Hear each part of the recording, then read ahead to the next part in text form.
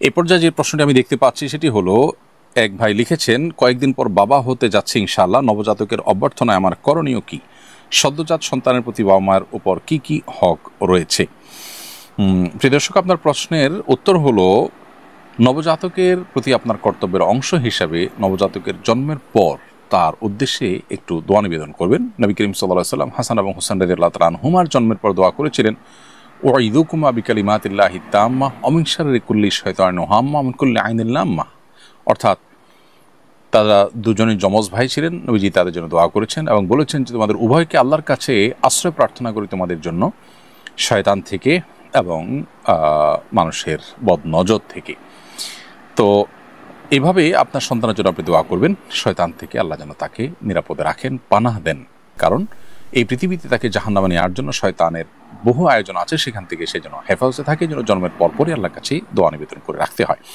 দ্বিতীয়ত, সন্তানের ডান কানে আজান এবং বাম কানে একামত, জাস্ট আজান একামতের বাচ্চাগুলো শব্দগুলো তার কানে শোনানো বা তাকে তার কানে উচ্চারণ করা বা সে শুনতে বা জাস্ট সেরকম মৃদু কণ্ঠে শোনানো।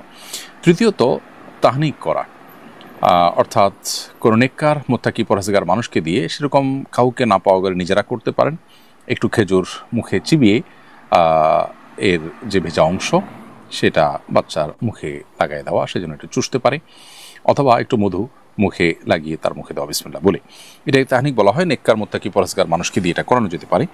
এছাড়া সপ্তম দিনে বাচ্চার মাথার চুল চেষে সেটার ওজন পরিমাণ স্বর্ণ অথবা ওজন পরিমাণ রূপা, যার যার সামর্থ্য অনুযায়ী, অথবা স্বর্ণ বা রূপার মূল্য গরিব বা দুঃখীদেরকে দান করে দিতে হবে। এটি মুস্তাহাব একটি কাজ, না করতে পারলে বড় কোনো অসুবিধা নেই, তবে করা সুন্নাত, মুস্তাহাব। আর এছাড়া সপ্তম দিনে তার আকিকা করা, ছেলে হলে 2টি ছাগল, মেয়ে হলে 1টি ছাগল জবে করে আল্লাহর নামে জবে করে তার পক্ষ থেকে আকিকা দিতে হবে। এবং জবে করার পর বা জবে করার সময় বলবে, আল্লাহ এটি হলো আমার অমুক সন্তানের আকিকা।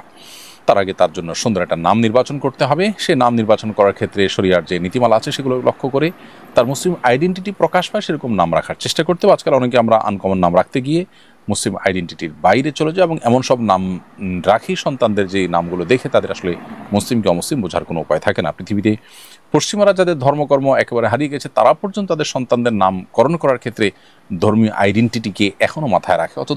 অথচ দুর্ভাগ্যজনক বাস্তবতা, আমরা অনেকে সেই জায়গা থেকে সরে আসছি। অতএব এই কাজগুলো আপনি আপনার সন্তানের জন্য করবেন ইনশাআল্লাহ বিদিনিল্লাহ। সন্তানকে নেককার করার জন্য, দিনদার করার জন্য ছোটবেলা থেকে আপনি চিন্তা করবেন, ভাববেন এবং তার জন্য সেই প্ল্যান প্রোগ্রাম করবেন। এটি আপনার কর্তব্যের অংশ তার প্রতি।